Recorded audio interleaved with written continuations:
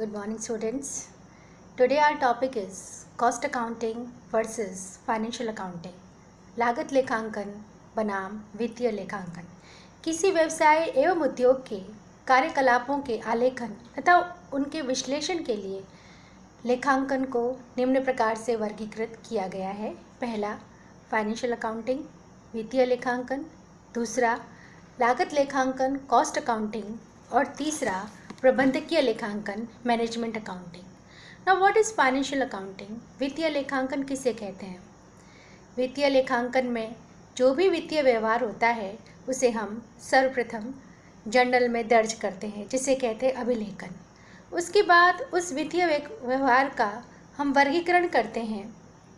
वर्गीकरण किया जाता है लेजर में। This is known as classification. फिर हम उसका संक्षेपीकरण करते हैं, समराइजेशन करते हैं, सारांशीकरण करते हैं और तलपट बनाते हैं, ट्रायल बैलेंस बनाते हैं। डेबिट्स एंड क्रेडिट्स की टोटल इक्वल होनी चाहिए। उसके बाद उसके आधार पर हम P&L अकाउंट बनाते हैं, लाभ हानि खाता बनाते हैं एवं चिट्ठा बनाते हैं, बैलेंस शीट बनाते हैं। लाभ हानि खाता बनाने का उद्देश्य होता है कि संस्था का एक निश्चित अवधि के बाद उसने क्या लाभ या हानि अर्जित करी है ये ज्ञात करने के लिए, उसकी इनकम पोजीशन ज्ञात करने के लिए और उसकी आर्थिक स्थिति ज्ञात करने के लिए हम बनाते हैं बैलेंस शीट या चिट्ठा। तो वित्तीय लेखांकन से आशय व्यवहारों के मौद्रिक पक्ष तथा वित्तीय प्रकृति की घटनाओं को एक सार्थक रूप से अभिलेखीकरण, वर्गीकरण तथा संक्षिप्तीकरण करने तथा उनके परिणामों का निर्वचन करने की कला से है। उसके बाद आता है आपका लागत लेखांकन। लागत लेखांकन के अंतर्गत हम जिस वस्तु या सेवा का उत्पादन करते हैं उसकी हम कुल लागत ज्ञात करते हैं और प्रति इकाई लागत ज्ञात करते हैं।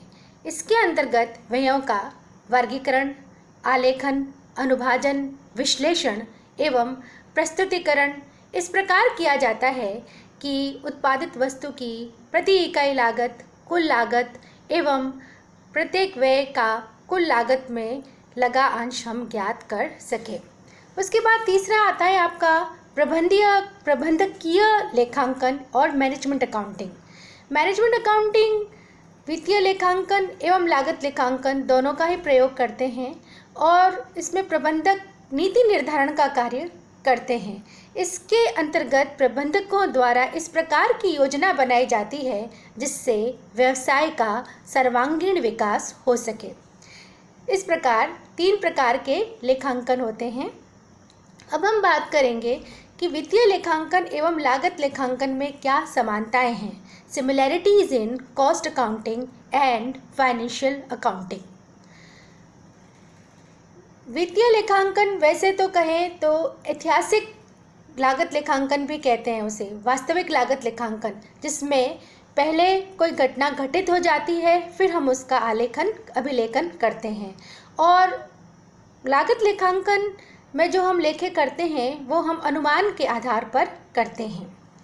पहला जो समानता है वित्तीय लेखांकन एवं लागत लेखांकन की वो है कि दोनों में लेखे करने का आधार एक ही है। लेखे करने का आधार मीन्स सर्वप्रथम जब भी कोई वित्तीय व्यवहार होता है तो हम उसका अभिलेखन जर्नल में करते हैं। किस आधार पर करते हैं? उसके लिए हमें चाहिए होते हैं बिल्स एंड वाउचर्स, बीजक चाहिए होते हैं, प्रमाणक चाहिए होते हैं, पत्र चाहिए होते हैं, प्रपत्र चाहिए होते हैं। इनके आधार पर हम जर्नल में लेखे करते हैं या लागत लेखों में लेखे करते हैं। तो दोनों का जो आधार होता है वो एक ही होता है। दोनों में ही प्रपत्रों, बीजकों, वाउचर्स, बिल्स का इस्तेमाल किया जाता है जिसके आधार पर आप जर्नल में रिकॉर्डिंग करते हैं। अब दोनों में ये पहली समानता है जिसमें लेखे करने का आधार एक ही है। इसको हम एक उदाहरण से समझते हैं कि जैसे लागत लेखों में जैसे माल खरीदा गया, परचेजेस ऑफ गुड्स, तो परचेजेस ऑफ गुड्स के लिए जो बिल इस्तेमाल हुआ उस बिल के आधार पर हमने लागत लेखों में एंट्री करी, उसी के आधार पर हमें वित्तीय लेखांकन में भी एंट्री करनी है। दूसरा जो समानता है वो है कि दोनों में लेखा करने की प्रणाली समान होती है। System of accounting is double entry system. दोनों में ही प्रविष्टि प्रणाली का इसके आधार पर लेखा किया जाता है। दोनों में ही डेबिट एवं क्रेडिट करने के नियमों का दोनों में समान रूप से पालन किया जाता है और डबल एंट्री सिस्टम के आधार पर ही लागत लेखांकन और वित्तीय लेखांकन किया जाता है। तीसरा, दोनों ही सिस्टम्स में लाभ हानि ज्ञात किए जाते हैं। दोनों ही सिस्टम्स में जो अल्टीमेट जो रिजल्ट होता है वो होता है टू एसर्टेन प्रॉफिट और लॉस। लागत लेखों एवं वित्तीय लेखों दोनों में से ही किसी निश्चित अवधि के लिए लाभ अथवा हानि के संबंध में सूचनाएं प्राप्त की जाती है। चौथी जो समानता है वो है तुलनात्मक अध्ययन। दोनों में ही कंपैरेटिव एनालिसिस किया जाता है। जो पास्ट ईयर्स के जो डेटा है उनका कंपैरिजन प्रेजेंट ईयर के डेटा से किया जाता है और जो रिज़ल्ट आता है एडवर्स भी हो सकता है, फेवरेबल भी हो सकता है। तो अगर एडवर्स रिज़ल्ट आता है तो उसके इम्प्रूवमेंट के लिए उस पर एनालिसिस किया जाता है और उसको कैसे इम्प्रूव किया जा सकता है इसके लिए योजना बनाई जाती है। तो चौथी जो समानता है वो है दोनों में ही तुलनात्मक अध्ययन किया जाता है। पांचवा है भावी नीति एवं योजना। दोनों ही लेखों द्वारा व्यापार संबंधी भावी नीति एवं योजना बनाने में सहायता मिलती है। छठी एंड लास्ट, दोनों की जो समानता है, दोनों में ही विक्रय मूल्य का निर्धारण किया जाता है। दोनों ही लेखे में से हमें पूर्ण सूचनाएं प्राप्त होती है जिसके आधार पर हम विक्रय मूल्य का निर्धारण कर सकते हैं। इस प्रकार लागत लेखांकन एवं वित्तीय लेखांकन में 6 समानताएं हैं। पहली समानता है कि दोनों में लेखे करने का आधार एक ही होता है। दूसरी समानता है कि दोनों में लेखे करने की जो प्रणाली होती है वो समान होती है, द्वीप प्रविष्टि प्रणाली। और तीसरी समानता है कि दोनों का ये उद्देश्य लाभ हानि ज्ञात करना होता है एक निश्चित अवधि के पश्चात।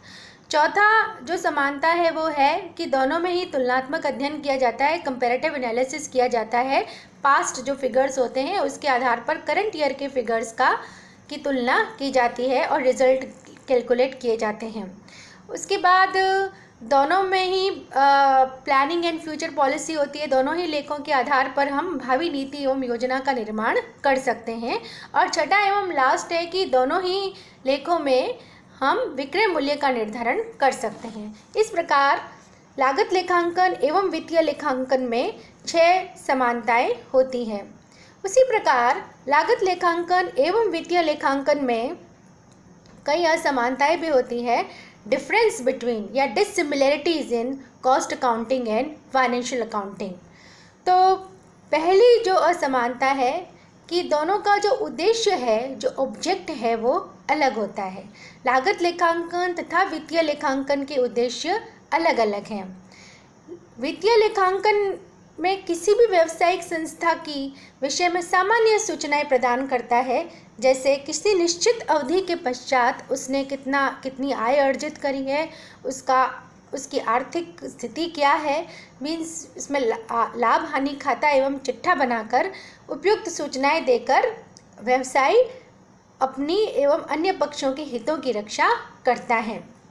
और लागत लेखांकन का जो उद्देश्य होता है उसमें उचित नियमों द्वारा संचालन करना, नियंत्रण करना एवं निर्णय लेना हेतु मार्गदर्शन के लिए आवश्यक सूचनाएं प्रदान करना होता है। तो इस प्रकार दोनों के ही उद्देश्य अलग अलग हैं। दूसरा क्षेत्र, scope of financial accounting is wider than cost accounting. Cost accounting is used only in those industries where goods and services are produced. But financial accounting is used where there is production also, there is trading activities also, whether they are supplying, whether they are producing. In all types of trading activities, productive activities, we use financial accounting. So the scope of financial accounting is wider. वित्तीय लेखांकन का क्षेत्र बहुत अधिक विस्तृत एवं व्यापक होता है. यह सभी व्यावसायिक संस्थाओं द्वारा अपनाया जाता है, चाहे वह संस्था वस्तु का उत्पादन का निर्माण कर रही है, उत्पादन कर रही है, किसी की पूर्ति कर रही है या वस्तु के क्रय विक्रय से संबंधित है. इसके विपरीत लागत लेखांकन का प्रयोग केवल वस्तुओं के का प्रयोग वहीं किया जाता है जहाँ वस्तु एवं सेवाओं का उत्पादन किया जाता है एवं निर्माण किया जाता है। तीसरा जो असमानता है दोनों के मध्य वह है कि दोनों में जो लेखांकन का स्वभाव होता है वो अलग अलग होता है। Nature of accounting in both these are different. In financial accounting अभी मैंने बताया था कि जो वास्तविक घटनाएं होती है, ऐतिहासिक घटनाएं होती है, उसका ही लेखा किया जाता है, परंतु लागत लेखांकन में हम वास्तविक व्ययों के पहले के जो अनुमानित लेखे होते हैं उसके आधार पर हम लेखे करते हैं। लागत लेखांकन के अंतर्गत पहले पूर्वानुमान के आधार पर किसी वस्तु या सेवा की लागत ज्ञात की जाती है और वित्तीय लेखांकन के अंदर पहले किसी भी वस्तु की लागत पहले घटित होती है, अवस्थित होती है, फिर उसका लेखा हम बुक्स में करते हैं। चौथा जो डिफरेंस है व्यवहारों का स्वभाव। जो व्यवहारों का स्वभाव होता है मीन्स वित्तीय लेखांकन में हम सभी प्रकार के व्यवहारों का लेखा करते हैं, चाहे वो उत्पादन से संबंधित हो, प्रशासन से संबंधित हो, विक्रय एवं वितरण से संबंधित हो या संस्था के किसी भी कार्य से संबंधित हो, हम उसका लेखा करते हैं। परंतु लागत लेखांकन में उन्हीं लागतों का लेखा किया जाता है जो उत्पादन से संबंधित हो।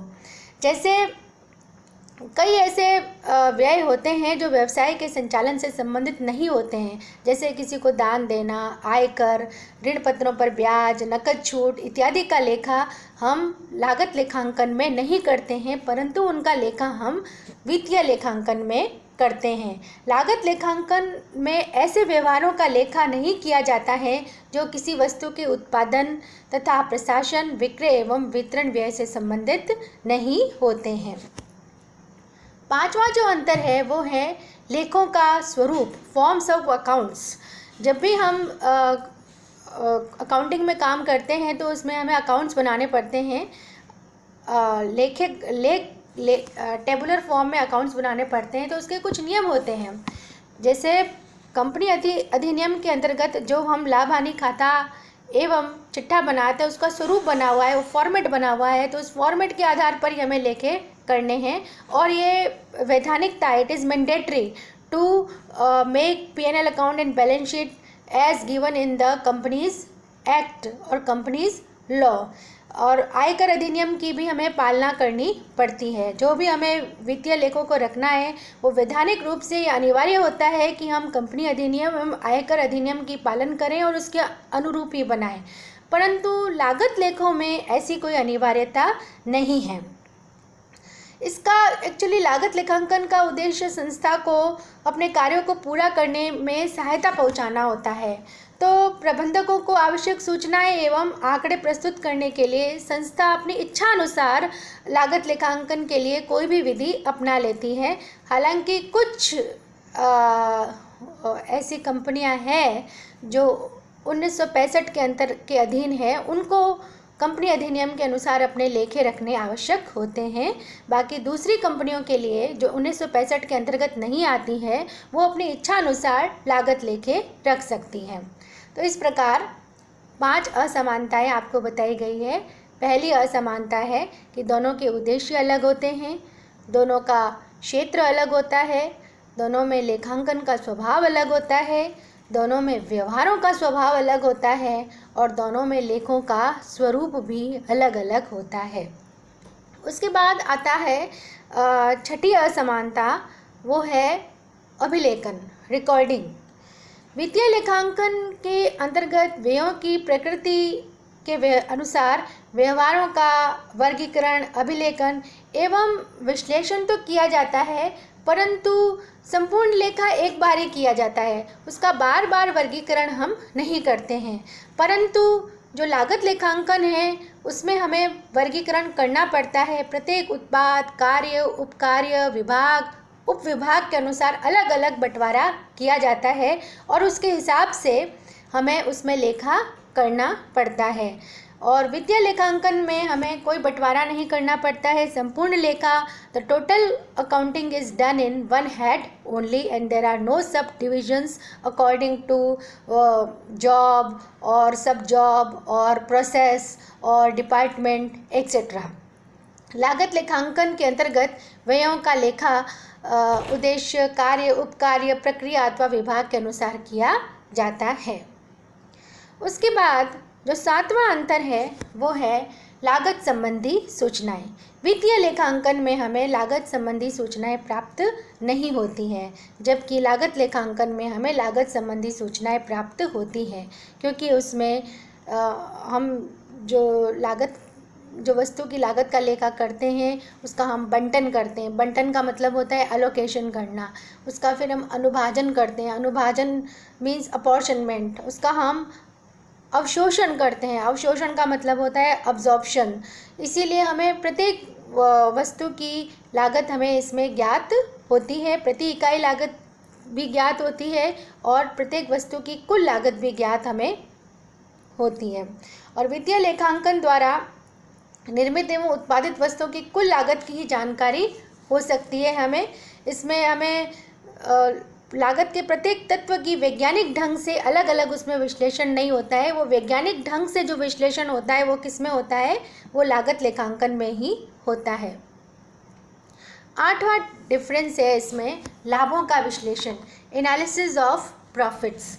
वित्तीय लेखें एक निश्चित अवधि के बाद उस संस्था ने कितना लाभ अथवा हानि अर्जित किया है उसकी हमें जानकारी देते हैं, जबकि लागत लेखों में उस प्रत्येक वस्तु की हम लागत ज्ञात कर सकते हैं। तो प्रत्येक वस्तु की हम लाभ एवं हानि ज्ञात कर सकते हैं, वह हम वित्तीय लेखों में ज्ञात नहीं कर सकते हैं। लागत लेखांकन के अंतर्गत प्रत्येक वस्तु की लागत मूल्य तथा विक्रय मूल्य निर्धारित होने से प्रत्येक वस्तु के विक्रय से होने वाले लाभ या उठाई गई हानि को हम ज्ञात कर सकते हैं। 9वां जो अंतर है वित्तीय लेखांकन एवं लागत लेखांकन में वो इस प्रकार है, नियंत्रण। लागत जो वित्तीय लेखांकन है वो हमें वित्तीय पक्ष पर ही लेखा करने का बल देता है। इसमें दिन प्रतिदिन जो वित्तीय व्यवहार होते हैं उन पर किस प्रकार नियंत्रण स्थापित किया जाए, उसमें वित्तीय लेखांकन में ऐसा कोई प्रावधान नहीं है। परंतु लागत लेखांकन का जो दूसरा उद्देश्य है वो यही है कि हम समस्त लागतों पर नियंत्रण स्थापित करें। लागत के 3 तत्व होते हैं, सामग्री, श्रम तथा ऊपरी व्यय। उसमें तीनों पर किस प्रकार नियंत्रण स्थापित किया जाए उसमें व्यवस्थाएं होती है कि हम उन पर उनकी लागतें अधिक ना हो, उस पर कैसे नियंत्रण स्थापित करें, उसके अनेक नियम होते हैं, उसका हमें पालन करना पड़ता है ताकि जो वस्तु की उत्पादन लागत है वो न्यूनतम आए और हम अधिक से अधिक लाभ अर्जित कर सकें। वित्तीय लेखांकन में ऐसे कोई प्रावधान नहीं होते हैं। 10वां जो अंतर है वो है अंकेक्षण का, ऑडिट का।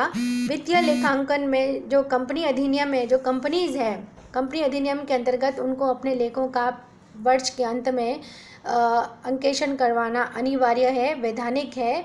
जबकि लागत लेखांकन में केवल केंद्र सरकार द्वारा आदेशित कंपनियों को ही लागत अंकेक्षण करना अनिवार्य है, जबकि वित्तीय लेखांकन में auditing is compulsory. Chartered accountants generally do the auditing of the company accounts and it is mandatory for them to get their accounts audited with financial auditor.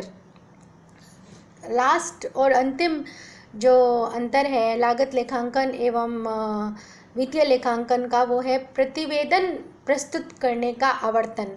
इसमें वित्तीय लेखांकन के अंतर्गत व्यवसाय की प्रगति एवं आर्थिक स्थिति के संबंध में प्रतिवर्ष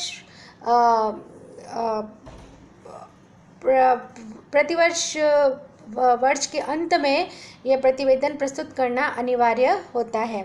और लागत लेखांकन के अंतर्गत प्रबंधकों के मार्गदर्शन हेतु लागतों संबंधी सूचनाएं प्रतिवेदन के रूप में निरंतर उपलब्ध होती रहती है। दैनिक आधार पर भी होती है, साप्ताहिक आधार पर भी होती है, मासिक भी होती रहती है, पर उनके लिए ऐसी कोई वैधानिक अनिवार्यता नहीं है।